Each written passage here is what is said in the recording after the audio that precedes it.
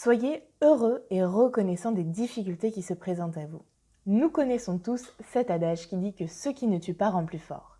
Et pourtant, nous ne mesurons pas combien il est vrai au quotidien. Pire, face à nos difficultés, nous ne cherchons pas ce que nous pouvons en tirer, au lieu de quoi nous réagissons bien souvent négativement. Si je vous disais que les obstacles et les difficultés que vous rencontrez sur votre parcours sont entre autres vos meilleurs alliés, me croirez-vous? Si la réponse est oui, vous avez bien raison. Si la réponse est non, laissez-moi vous expliquer pourquoi je dis cela. Nos grandes difficultés dans la vie sont des opportunités de changement. C'est une manière de nous obliger à nous arrêter et à nous dire qu'il va falloir prendre une décision, qu'il va falloir agir et arrêter de s'enfermer dans sa bulle et de continuer dans sa routine. Si votre situation actuelle est semblable à celle que vous avez toujours eu envie d'avoir, si elle reflète la vie dont vous avez toujours rêvé et que vous avez atteint la plupart de vos objectifs, alors je ne m'inquiète pas pour vous. Vous saurez très facilement comment et quoi faire face aux difficultés que vous rencontrerez, car vous l'avez déjà fait par le passé pour en arriver jusque-là. En revanche, si votre situation ne vous convient pas et que vous avez l'impression d'être à des années-lumière de ce que vous visez, les obstacles que vous rencontrerez seront alors une chance pour vous d'en apprendre davantage, de développer de nouvelles compétences, de mieux comprendre certaines choses, d'augmenter votre estime de vous-même ou d'augmenter votre confiance en vous ou ne serait-ce que la développer. Les plus grands de notre monde qui ont connu de grands succès le disent. Essuyez beaucoup d'échecs pour connaître la réussite. L'exemple classique et le plus connu est celui de Michael Jordan.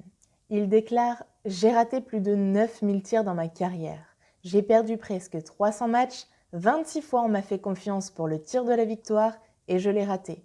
J'ai échoué encore et encore dans ma vie. Et c'est pourquoi j'ai réussi. » On le sait, on l'entend de partout, on le dit aussi sans cesse, mais ce qui compte réellement, c'est de passer à l'action. Alors quand allez-vous enfin vous y mettre? Si votre projet est assez important pour vous, la question ne se pose même plus. La réponse est maintenant.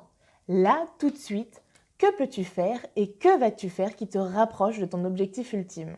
Si ton projet n'est pas assez essentiel et urgent pour toi, dans ce cas, pose-toi les bonnes questions sur ce que tu veux vraiment.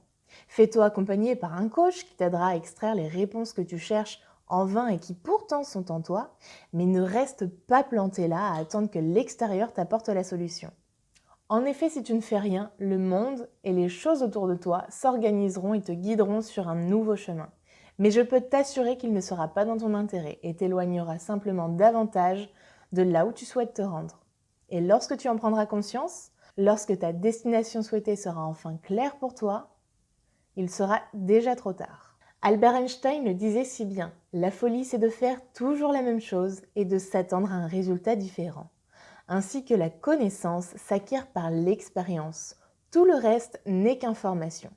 Va donc expérimenter à travers tes difficultés. Si tu ne parviens pas seul à faire quelque chose, demande à quelqu'un qui sait, quelqu'un qui possède cette compétence de t'accompagner.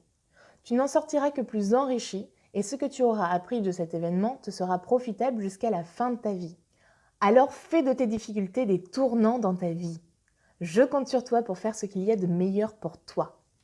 À très bientôt et surtout n'oublie pas, it will be anyway.